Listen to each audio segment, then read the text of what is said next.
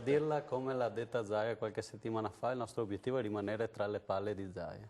Visto che lui ha detto che li voleva... quello che disse lui, non vogliamo avere i 5 Stelle tra le palle. Lei invece noi siamo talmente affezionati che lì stiamo bene, gli vogliamo così tanto bene che lì diciamo ci dei troviamo... gattini attaccati, come dalle sardine ai gattini attaccati. Perché così lo manteniamo bello sveglio, pimpante, e forse inizierà a fare qualcosa, non solamente portare avanti le cose che ha fatto Galan.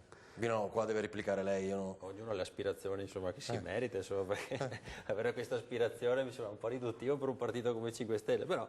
Dall'opposizione facciamo opposizione. Cioè. Sì, beh, ma me lo dice in un flash e poi andiamo in pubblicità. Cioè, secondo lei dovete stare da soli o allearvi con il centro-sinistra? O le civiche, o col PD? Qua in Veneto, io l'ho già detto qualche settimana fa, in Veneto l'unico ragionamento poteva essere fatto sulla base di un'accelerazione repentina sull'autonomia. Cioè lei lo ribadisce sempre. Se non parte da là, qua in Veneto significa veramente volersi fare male. Cioè se loro ci presentano una roadmap, diciamo, con dei tempi precisi sull'autonomia, noi andiamo col centro-sinistra. Partiva da subito dicendo, e qua dovevamo averlo già sul piatto, noi siamo il governo che porta al Veneto l'autonomia, era un discorso coerente, così, sulla base di cose.